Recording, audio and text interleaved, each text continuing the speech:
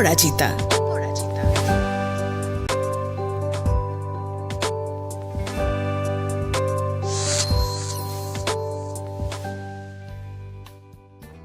Hello dear listeners and audience, welcome to Radio Shadhin 92.4 FM. আমি Auhona Tasnim Khan আছি আপনাদের সাথে। আমরা অপরাজিতার আরেকটি পর্ব নিয়ে চলে এসেছি এবং আজও আপনারা জানেন পোশাক শিল্পের নারীদের নিয়ে আমরা কথা বলতে চাই, কারণ পোশাক শিল্পের নারীরা অর্থনীতিতে ভূমিকা রাখছেন এবং তারা নিজেদেরকে স্বাবলম্বী করতে গিয়ে বাংলাদেশের অর্থনীতিতে ব্যাপক পরিবর্তন আনতে পেরেছেন এবং সামনে আরও সম্ভাবনা রয়েছে। আজ আমরা বিষয়টা এমনভাবে রেখেছি যেটা একটা সমস্যাও বলা যেতে পারে। দেখা যাচ্ছে যে এখন তো পুরুষদের পার্টিসিপেশন বেড়েছে এই সেক্টরে, তো সেই ক্ষেত্রে অনেক সময় অনেক রকম সমস্যায় উঠে আসে, যেমন জেন্ডারের সমতা নিয়ে আমরা চিন্তিত হয়ে পড়ি। তো বিষয়টা আপনাদেরকে জানিয়ে দিই, বাংলাদেশের পোশাক শিল্পে জেন্ডারের সমতা এবং অর্থনৈতিক উন্নয়ন নিশ্চিতকরণ, এটা আমাদের আজকের বিষয়। অর্থাৎ কথা বলছি জেন্ডার ইকুয়ালিটি এবং ইকোনমিক ডেভেলপমেন্ট নিয়ে। এই বিষয়ে কথা বলতে আমরা ডেকেছি দুজন বিশেষ অতিথিকে, যারা এই বিষয়ে আগ্রহ রেখে নারীদের সাথে কাজ করে যাচ্ছেন এবং তাদের অধিকার সংরক্ষণের জন্য, তাদের অর্থনৈতিক উন্নয়নের জন্য তারা চেষ্টা করছেন। চলুন পরিচয় করিয়ে দিই তাদের সাথে। আমাদের সাথে শুরুতেই আছেন জাহেদুল আমিন, তিনি director of Light Castle Partners. Welcome to the show. Thank you. তার পাশে আছেন তানজিলা তাজরিন, তিনি senior policy adviser, embassy of kingdom of Netherlands in Bangladesh. Welcome. Thank you. আজকে শুরুতেই তানজিলা আপুর কাছ থেকেই শুরু করি, যেহেতু নারীদের শিল্প নিয়ে কথা বলছি, নারীর কাছ থেকেই শুরুতে জানতে চাই যে কর্মক্ষেত্রে দেখা যায় যে সমতা অর্জনের ক্ষেত্রে, পোশাক শিল্পে কর্মক্ষেত্রে সমতা অর্জনের জন্য নারীরা সব থেকে বেশি কোন বাধাগুলির সম্মুখীন হন বলে আপনি মনে করেন? প্রথমে আমি ধন্যবাদ জানাচ্ছি আমাকে আমন্ত্রণ করার জন্য এই রেডিও শোতে। But before I jump in to the topic, I think it's important to mention যে মহিলাদের আসলে কন্ট্রিবিউশন এই সেক্টরে প্রচুর।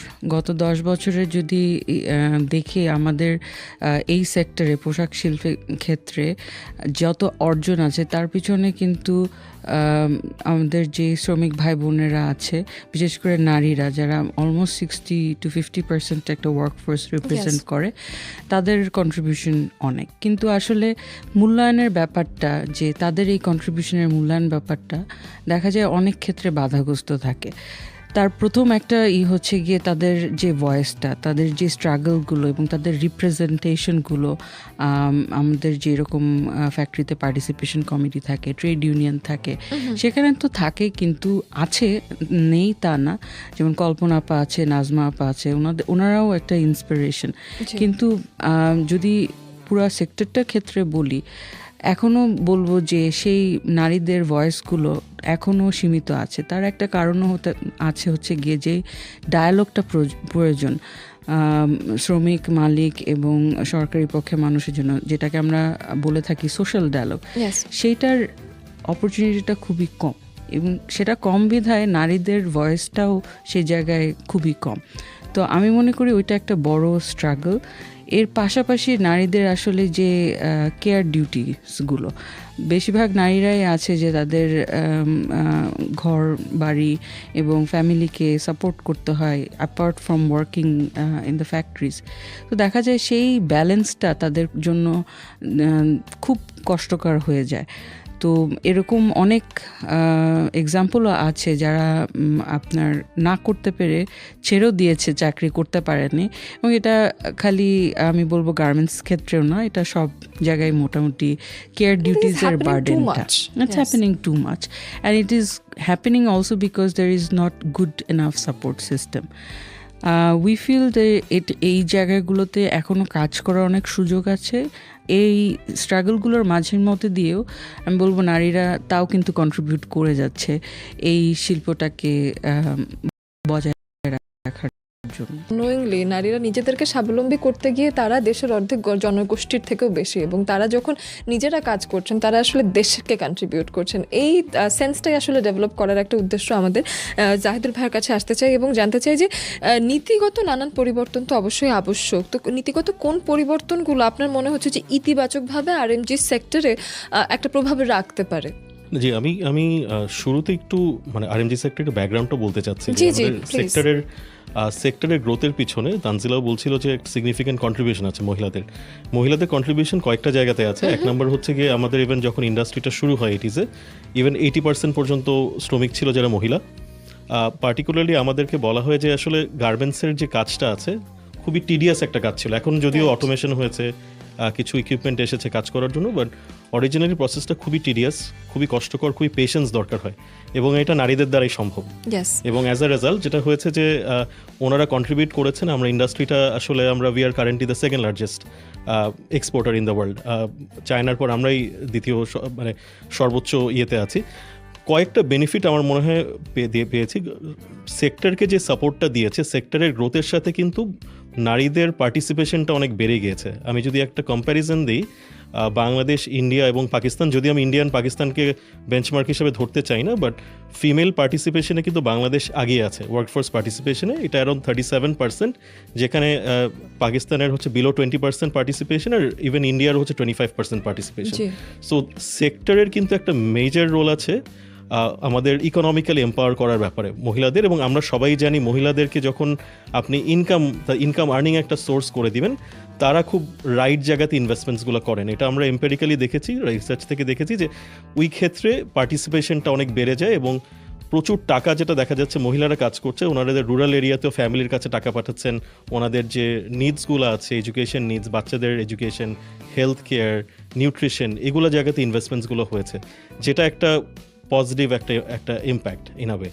সো নারীকে ছাড়া আসলে আরএনজি সেক্টরকে চিন্তা করা যাবে না, এবং আরএনজি সেক্টরকে ছাড়া বাংলাদেশকে চিন্তা করা যাবে না ইকোনমিতে। So they are very important and we feel that নারীদের একটা বিশাল রোল থাকবে ইন দ্য কামিং ইয়ার্স। একেবারেই তাই। এবং শুরু থেকেই যখন গার্মেন্টস সেক্টরে আসলে কাজের কথা চিন্তা করা যায়, তখন থেকেই নারীদের কন্ট্রিবিউশনই আমরা খুব বেশি দেখে এসেছি। এখন পুরুষদের কন্ট্রিবিউশন অনেক বেড়েছে, তারাও কাজ করছে, কিন্তু নারীরা কিন্তু আসলে অপরিহার্য একটা শুরু করে দিয়ে গেছেন, এবং তারাই যখন ঝরে পড়ছেন, ইটস অ্যালার্মিং, এবং they are actually getting down in alarming rate. এটা এখন 2024 সালে এসে যখন আমরা ডেভেলপড হওয়ার চেষ্টা করছি, সেই সময় ইটস নট এক্সপেক্টেড। তানজিলা আপু, ওমেন এম্পাওয়ারমেন্ট নিয়ে কথা হয়, তো সেক্ষেত্রে ক্লোদিং সেক্টরে অর্থাৎ আরএমজি সেক্টরে যদি আমরা এটা নিয়ে কথা বলি, তো সেক্ষেত্রে নারীর ক্ষমতায়ন বা এম্পাওয়ারমেন্ট পরিবার এবং সমাজে কেমন প্রভাব ফেলে বলে আপনি মনে করছেন? ক্ষমতায়ন তো অবশ্যই জরুরি। লাস্ট 10 বছরের যদি দেখি, আমি যদি রানা প্লাজার ইনসিডেন্টটা মনে করি, তারপর থেকে আমি বলবো যে অনেক মহিলারাই কিন্তু বেশ ভালো এম্পাওয়ার্ড হয়েছে, এবং এটা বলার কিছু নেই যে তারাও আসলে তাদের নিজস্ব কমিউনিটিতে they make an inspirational role, because it's not only about inspiration, but it's also about inspiring the next generation, because they also will be an inspiration for the next generation of women to participate in the workforce. Yes.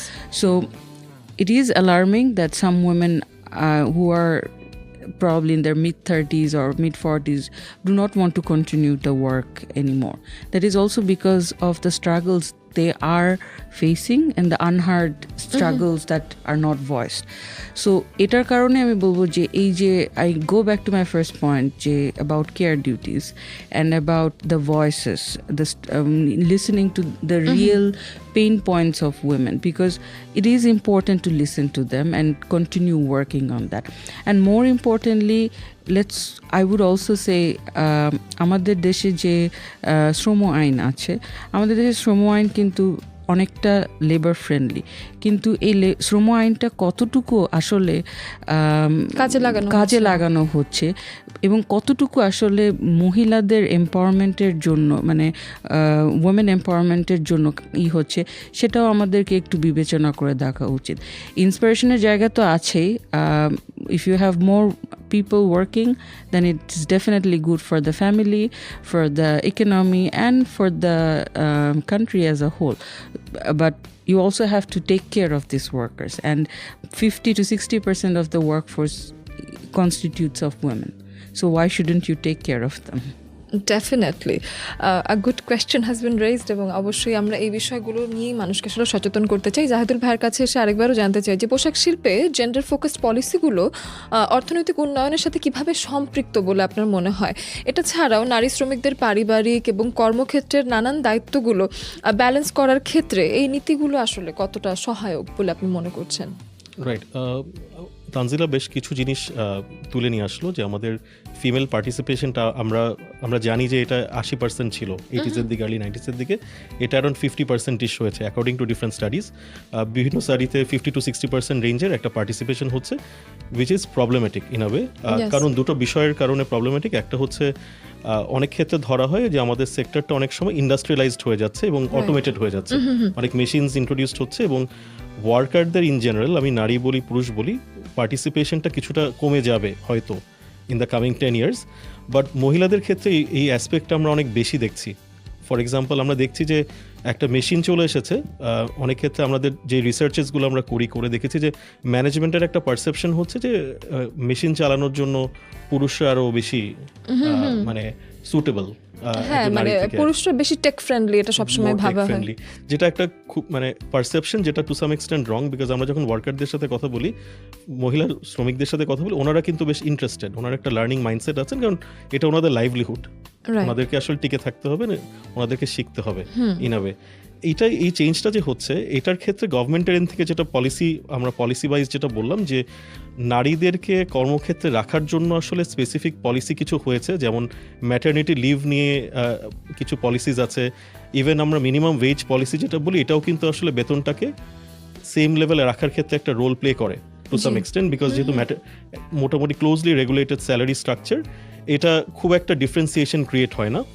তবে একটা সমস্যা আমরা দেখি যে মহিলাদের mid লেভেলে আমরা খুব একটা দেখতে পাই না আরএমজি সেক্টরে, পার্টিকুলারলি সুপারভাইজার লেভেলে কিংবা তার সিনিয়র লেভেলে তাদেরকে ফর সাম রিজন দেখা যায় না। এখন দেয়ার আর মেনি রিজন, অনেক রিজন বলেন, বাট আমাদেরকে আসলে তাদের ইকোনমিক এম্পাওয়ারমেন্টটা নেক্সট স্টেপটা হবে ওনাদেরকে নেক্সট লেভেলে নিয়ে যেতে সহায়তা করা। এটা ট্রেনিং দিয়ে হতে পারে, ওনাদেরকে লিডারশিপ ইন্সপিরেশন দেওয়া যেতে পারে, ওনাদেরকে আমাদের মিড লেভেলে কিংবা ওনার লেভেলে সামহাও আমাদের ম্যানেজমেন্ট লেভেলে তুলে নিয়ে যাওয়াটা আমার মনে হয় নেক্সট স্টেপ। আর আমি ইম্প্যাক্টের কথা বলেছি, মহিলাদের পার্টিসিপেশনের কারণে কিন্তু আমাদের ওভারঅল হিউম্যান ডেভেলপমেন্ট ইন্ডেক্স যেটা বলি, আমাদের র্যাঙ্কিং ওয়াইজ আমাদের যে ইন্ডেক্সগুলো আছে যেটা ইউএন করে, ওটাতে কিন্তু আমরা অনেকটা আগিয়ে আছি। একটা মেইন রিজন হচ্ছে মহিলারা এম্পাওয়ার্ড, কারণ মহিলা যখন এম্পাওয়ার্ড হয়, ওনারা কিন্তু ইকোনমিক্যাল এম্পাওয়ার্ড হয়, ওনার হাতে যখন টাকা থাকে, ওনারা কিন্তু প্রপার ইনভেস্টমেন্টসগুলো করেন, তার বাচ্চার এডুকেশনের জন্য স্পেন্ড করেন, ফ্যামিলি মেম্বারদের নিউট্রিশনের জন্য, হেলথ কেয়ারের জন্য স্পেন্ড করেন, এবং এটার একটা ওভারঅল সমষ্টিগত একটা বেনিফিট আছে যেটা আমরা কালেকটিভলি পাচ্ছি। সো আশা করব যে আমাদের গভর্নমেন্ট আরও পলিসিস এনাক্ট করবেন, যেটার মাধ্যমে আমাদের ফিমেল পার্টিসিপেশনটাকে বাড়াতে পারবো আমরা, এবং আমরা সিনিয়র পজিশনে নিয়ে যেতে পারবো মহিলা আমাদের যারা শ্রমিক আছেন, কাজ করছেন। বাহ, বেশ চমৎকার। তানজিলা আপু, এই পর্যায়ে জানতে চাই যে পোশাক শিল্পে জেন্ডার ইকুয়ালিটি প্রমোট করতে কোন কোন ধরনের পদক্ষেপ গ্রহণ করা হচ্ছে এবং সামনে ঠিক কোন পদক্ষেপটা নেওয়া জরুরি বলে মনে করছেন? জাহেদ ভাই যেটা বলল যে মহিলাদের পার্টিসিপেশন গার্মেন্ট সেক্টরে অনেক আছে, সাপ্লাই চেনে দেখলে বেশ ভালোই আছে এসে, কিন্তু ওই যে লিডারশিপ এবং ডিসিশন মেকিংয়ের পজিশনগুলোতে ওখানে কিন্তু এখনও একটা ভ্যাকিউম আছে, মানে বিশেষ করে মহিলাদের। আমরা যখন পোশাক শিল্পের পুরো ইন্ডাস্ট্রিটাকে দেখি, আমরা বেশিরভাগ সময় মহিলাদেরকে দেখব ওই আপনার ফার্স্ট লেয়ারে বেশিরভাগ কাজ করতে, কিন্তু তাদেরকে যদি ওই যে প্রমোশন দিয়ে বলাও হয় যে বা প্রমোশন তারা এখন রেডি টু প্রমোট, দেখা যাচ্ছে অনেক সময় তারা ওই সুপারভাইজারি রোলটাও নিতে চায় না। তারও পিছনে কারণ আছে, ওই যে ওয়ার্ক বার্ডেন, কেয়ার ডিউটিসের কথাটা বললাম, কারণ তারপরে পেয়ের কথা যদি বলি, the pay should also be attractive as well. এই জায়গাগুলোতে আমি মনে করি যে এখনও we need to take a big step, because এখনও কেন মহিলারা এই লিডারশিপ রোলে বা মিড লেভেলে বা সুপারভাইজারি রোলে আরও বেশি আসতেছে না। এত বড় I think the total workforce in RMG, if I'm not wrong, is 4 million still. So if it is 4 million, of which 50% is women, why are these women not in leadership roles? to be honest, I think women do make good decisions at times, at home and as well as where they work. And I'm not saying by being a woman, but I think they're also very carefully judging what are the cost benefits of making certain decisions. So আমি মনে করি যে এখনও skills ডেভেলপমেন্টের ক্ষেত্রে মহিলাদেরকে আমি বলবো যে সেই লিডারশিপ এবং ডিসিশন মেকিং রোলগুলোতে there is still scope skills ডেভেলপমেন্টের জন্য মহিলাদের জন্য। ডেফিনেটলি। আমরা জাহেদুল ভাইয়ের কাছে আরেকবার এসে আরেকটা প্রশ্ন রাখি, সেটা হলো পোশাক শিল্পে নারীদের ক্ষমতায়নে কোন বিষয়গুলো কার্যকরী ভূমিকা রাখছে বলে আপনি মনে করছেন, সাথে পরবর্তী দশকে নারীর ক্ষমতায়ন এবং তাদের সাফল্যের জন্য কোন ধরনের পদক্ষেপ গ্রহণ করা যেতে পারে? রাইট, আমি একটু ফিউচার লুকিং থেকে যাই, কারণ অনেকটুক তানজিলা মেনশন করে দিয়েছেন। আমাদের ওভারঅল যদি আমরা চিন্তা করি যে পলিসির এন্ড থেকে আমাদের কিন্তু বেশ ভালো পলিসিস আছে। আমরা একটা পলিসি অ্যানালিসিস করেছিলাম এই বছরই আমার অপরাজিতার জন্যই, আমরা কিন্তু ভিয়েতনাম এবং ইন্ডিয়ান আরএমজি সেক্টরে যে পলিসিসগুলো আছে এগুলোর সাথে আমরা একটা কম্প্যারিজন করেছিলাম। আমরা দেখেছি যে পলিসির দিক থেকে কিন্তু আমরা বেশ এগিয়েছি, we are quite forward looking. কিছু গ্যাপস আছে যেটা নিয়ে আমি আলাপ করবো, but in general we have the right policies, এটা আমাদের স্বীকার করতেই হবে। মেইন সমস্যাটা হয়ে যায় পলিসিগুলো ইমপ্লিমেন্টেশনের কারণে। ফর এক্সাম্পল, আমাদের লেবার ল বলে যে আমাদের মহিলা যারা ওয়ার্কার্স আছে তাদের জন্য যদি 40 জন মহিলা ওয়ার্কার থাকে আপনাকে একটা চাইল্ড কেয়ার ফ্যাসিলিটি রাখতে হবে, বাচ্চাদের রাখার মতো ফ্যাসিলিটি রাখতে হবে। এটা ম্যান্ডেটেড বাই দ্য ল, এবং অনেক বায়ার্স যারা আছে ওনারাও কিন্তু ম্যান্ডেট করে যে আমাদের পার্টনার ফ্যাক্টরিতে কমপ্লায়েন্স স্ট্যান্ডার্ড হচ্ছে আপনাদের একটা ডে কেয়ার একটা ফ্যাসিলিটি সলিউশন রাখতে হবে। কারণ প্যারেন্টসদের একটা ইয়াং মাদারের কিন্তু একটা বিশাল কনসার্ন থাকে বাচ্চা যদি আশেপাশে থাকে, এটা কিন্তু ইভেন ওয়ার্ক কোয়ালিটি এফিসিয়েন্সি পার্সপেক্টিভেও কিন্তু খুব ভালো একটা আউটকাম নিয়ে আসতে পারে ফ্যাক্টরিগুলোর জন্য। বাট অনেক ভালো ফ্যাক্টরিজ আছে, অনেক ভালো কোম্পানিজ আছে, বাট অনেক ফ্যাক্টরিতে দেখি যে এই রুমটা আছে বাট ফাংশনাল না। আরেকটা হচ্ছে যে হেলথ কেয়ারের এন্ড থেকে আমাদের যেমন লেবার লতে আছে যে আপনি আপনার হেলথ কেয়ার ফ্যাসিলিটি দিতে হবে, ডক্টরস থাকতে হবে, সো দ্যাট কারো যদি কোনো হেলথ সিকিং কোনো রিজন থাকে সে যাতে ডক্টরের কাছে গিয়ে সার্ভিসটা নিতে পারে। কারণ অনেক ওয়ার্কাররা অনেক সময় ছুটি পান না হসপিটালে যাওয়ার জন্য। অ্যাজ আ রেজাল্ট দেখা যায় যে পলিসি কিন্তু বলে দিচ্ছে, বাট অনেক ক্ষেত্রে অনেক ফ্যাক্টরিগুলো এটা কমপ্লাই করছেন না। এটা আমাদের হয়তো রেগুলেশন কমপ্লায়েন্সের একটা শর্টকামিং হতে পারে, আমরা হয়তো মনিটর করতে পারছি না, এটা আমাদের ব্যর্থতা। বাট এটা আমাদের আরও স্ট্রেনথেন করতে হবে, কারণ আমরা লতে যা আছে ওটা যদি আমরা ইমপ্লিমেন্ট করতে পারি আমার মনে হয় ওয়েলবিইং অ্যাসপেক্টে। কারণ আমরা দুটো জিনিস ওয়ার্কারদের জন্য দেখি, আমি হয়তো একটু বেশি সময় নিচ্ছি, বাট দুটো অ্যাসপেক্ট আমরা দেখি। একটা হচ্ছে তাদের রাইটসের অ্যাসপেক্টগুলো, আরেকটা দেখি হচ্ছে তার ওয়েলবিং এর অ্যাসপেক্ট। রাইটসের অ্যাসপেক্টগুলো হচ্ছে তার সাথে প্রপারলি বিহেভ করা হচ্ছে কিনা, হ্যারাসমেন্ট ইস্যুস হচ্ছে নাকি, বাসায় কি হচ্ছে, ওয়ার্ক প্লেসে সে ঠিকমতো তাকে ট্রিট করা হচ্ছে কিনা, তাকে প্রমোশন কিংবা ওরকম ট্রেনিং ক্যাপাসিটি ডেভেলপমেন্ট দেওয়া হচ্ছে নাকি। এবং ওয়েলবিং এর অ্যাসপেক্টগুলো is more of a personal thing, health কেয়ারের অ্যাসপেক্টগুলো। তারপরে হচ্ছে গিয়ে এডুকেশনের বাচ্চাদের যদি ওরকম রাখার একটা ব্যবস্থা থাকে। অন দ্য আদার সাইড হাউজিংয়ের অ্যাসপেক্টগুলো ওয়েলবিংয়ের পার্ট হিসেবে থাকে, ক্যাপাসিটি ডেভেলপমেন্ট ট্রেনিং, ওই অ্যাসপেক্টগুলো খুব ইম্পর্টেন্ট কনসিডারেশনে থাকে আমাদের মতে। একটা অ্যাসপেক্ট আমি একটু লাস্টে মেনশন করতে চাচ্ছি যে আমাদের হেলথ কেয়ারটা খুবই আসলে একটা important component of the wellbeing aspect. কারণ আপনার যদি কারোর হেলথ ইস্যুস থাকে, সে ফ্যাক্টরিতে আসতে পারবে না, হয়তো অসুস্থ থাকবে, প্রোডাক্টিভিটি কম হবে তার, এটা ফ্যাক্টরির বটম লাইনের জন্য খুব একটা ভালো আউটকাম না। অনেক ক্ষেত্রে অনেক development agency micro insurance scheme আসলে চালু করার চেষ্টা করেছিল, যেটা ফর সাম রিজন এটা আমরা ইমপ্লিমেন্ট করতে পারিনি। এই দিকে হয়তো সরকার দেখার একটা সুযোগ আছে বলে মনে করছি। Thank you. বাহ, বেশ চমৎকার বলেছেন এবং অল গুড পয়েন্টস। তো এখন এই ক্ষেত্রে তানজিলা আপনার কাছে এসে শুনতে চাই, আরএমজি সেক্টরে জেন্ডার সেন্সিটিভ পলিসি আছে কিছু, এবং এগুলো প্র্যাকটিস বা প্রচারের ক্ষেত্রে লিডারশিপের ভূমিকা কেমন?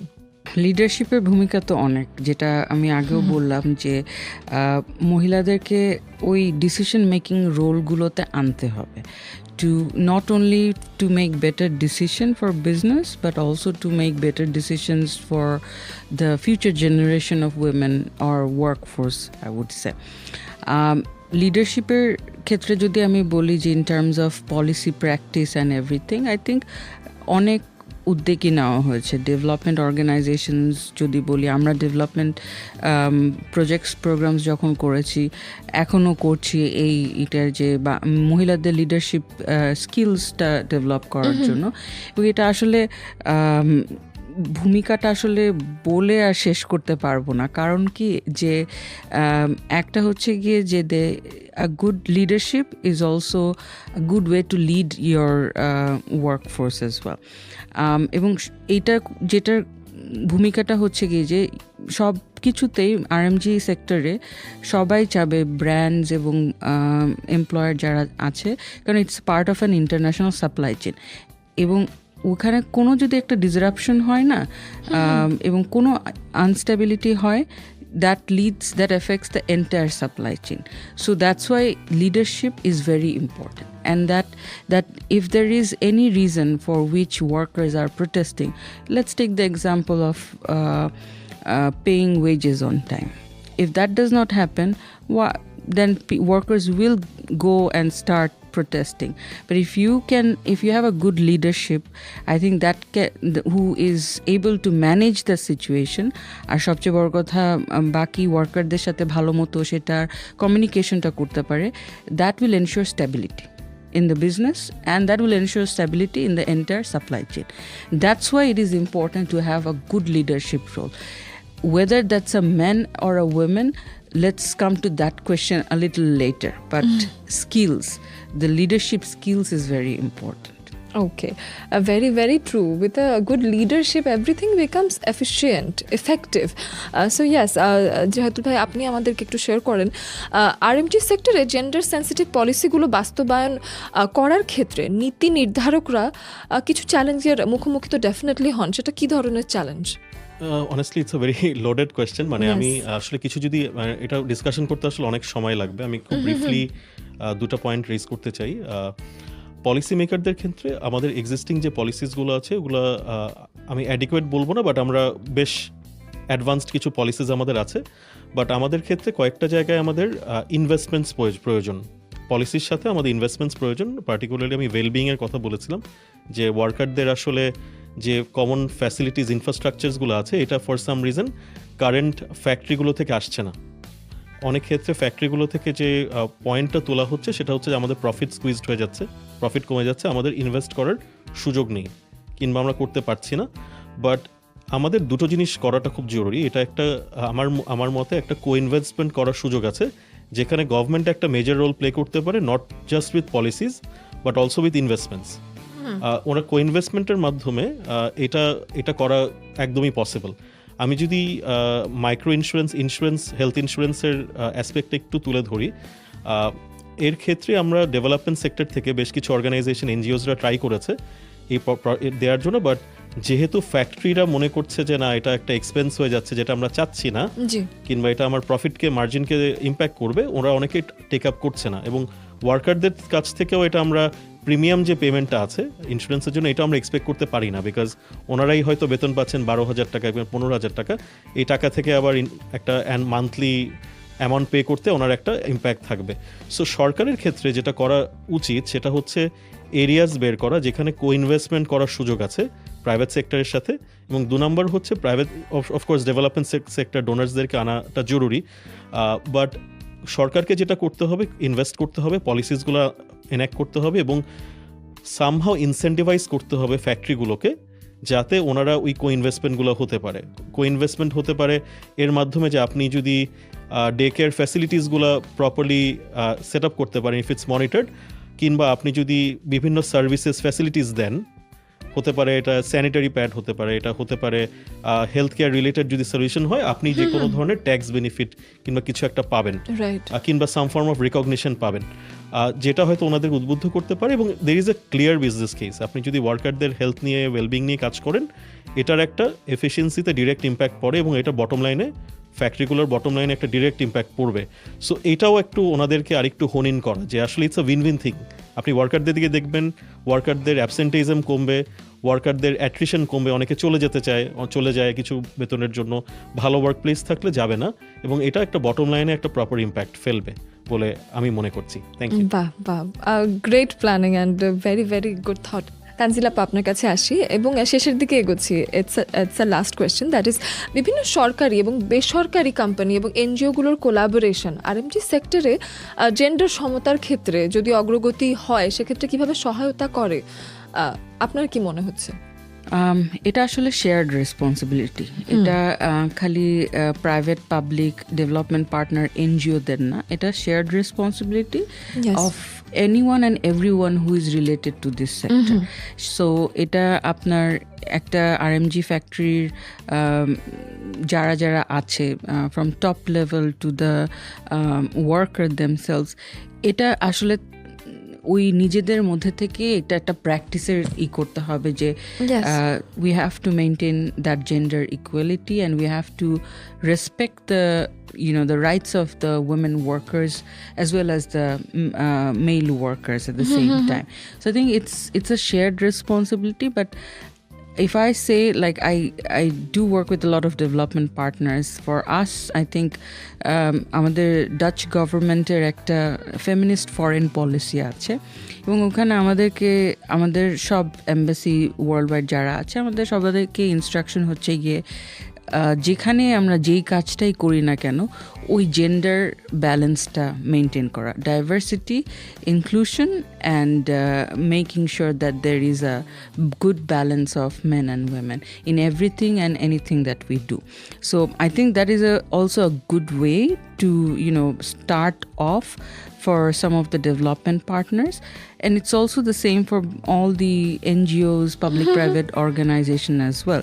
You have to start with that commitment, talk, but also walk that talk at the same time. Otherwise এই সেক্টরটা না অনেক potential. এই সেক্টরটা is actually I would say a big engine for the economic development of Bangladesh as well. Yes. And by in future it's going to get even better. It can only get better if we can ensure stability by also respecting the gender equality that is in the workforce. বাহ, চমৎকার বলেছেন। শেষ দিকেই আছি জাহিদুল ভাইয়া, দেখা যায় যে আমরা অনেক সময় অনেক ডেভেলপ কান্ট্রি দ্বারা ইনফ্লুয়েসড হয়েছে, ওদের কিছু পলিসি আছে, কিছু নীতি আছে যেগুলো আমাদের দেশে আনলে আমরা আরও বেটার করতে পারি। সো এমন কোনো এক্সপিরিয়েন্স আপনার আছে বা এমন কোনো ওপিনিয়ন আপনার আছে যেটা আমরা আমাদের দেশে এই ধরনের পলিসিগুলো ডেভেলপ করতে পারি অন্য দেশ থেকে শিখে এবং we can do better in that way? Right, আমি একটা ট্রেন্ডের কথা বলছি। আমরা কারেন্টলি দেখছি যে আমরা যেটাকে বলি ফোর্থ ইন্ডাস্ট্রিয়াল রেভলিউশন, যে are lot of things processes are getting automated, right? আমরা হিস্টোরিক্যালি জানি আরএমজি সেক্টরটা খুবই লেবার ইন্টেন্সিভ। ইনক্রিজিংলি এটা হয়তো নেক্সট 10-15 ইয়ার্স এটা ট্রু নাও হতে পারে, মেশিন ইন্টেন্সিভ হয়ে যাবে, অটোমেশন হচ্ছে, প্রসেস রিইঞ্জিনিয়ারিং হবে। এগুলোর জন্য যেটা হবে ওয়ার্কারদের আসলে নেচারটা চেঞ্জ হয়ে যাবে। আমরা সিম্পলি দেখি যে ভিয়েতনামের এক্সাম্পল যদি বলি কিংবা চায়নার এক্সাম্পল কিংবা ইন্ডিয়ার এক্সাম্পল যদি দেখি, ওনারা কিন্তু আমাদের থেকে এই সেক্টরটা কিন্তু আরও এগিয়ে গিয়েছে ইন টার্মস অফ অটোমেশন। ওনারা আরও প্রসেসেস অটোমেট করে ফেলেছেন এবং যেটা হয়েছে সেটা হচ্ছে ওয়ার্কারদেরকেও কিন্তু আসলে রেডি করাটা জরুরি। পার্টিকুলারলি আমরা যদি জানি যে আমাদের ফিমেল ওয়ার্কার পার্টিসিপেশন কমছে, আমাদেরকে এনশোর করতে হবে যে এই স্লাইড ব্যাকটা যাতে আটকে রাখা যায় এই রিয়েলিটির মধ্যে, এবং এটার জন্য স্পেসিফিক গভর্নমেন্টের ইনিশিয়েটিভ দরকার এবং পলিসিস দরকার। এবং এটা খুব জরুরি যে আমরা খুব ক্লোজলি স্টাডি করি যে ভিয়েতনাম কী করছে এবং চাইনিজ ইন্ডাস্ট্রি কী করছে, গভর্নমেন্ট কী করছে। আমাদের যারা ওয়ার্কার্স আছে পার্টিকুলারলি ফিমেল ওয়ার্কারদেরকে এই নতুন ওয়ার্ল্ডের জন্য বাংলা ইন্ডাস্ট্রি 4.0 কিংবা আমরা যেটাকে বলি আইআর ফোর্থ ইন্ডাস্ট্রিয়াল রেভলিউশন, এটার জন্য যাতে আমাদের ওয়ার্কাররা রেডি থাকেন, এটা আমার মতে খুব জরুরি হবে আর কি ইন দ্য কামিং ডেকেড। বাহ, দুজনই আমাদেরকে অনেকগুলো ইম্পর্টেন্ট ইনসাইট দিলেন, যে বিষয়টা আসলে আমরা জানতে পেরে উপকৃত হলাম। আশা করি আমাদের শ্রোতা এবং দর্শকরাও জেনে উপকৃত হবেন। অনেক ধন্যবাদ দুজনকে সময় দেওয়ার জন্য।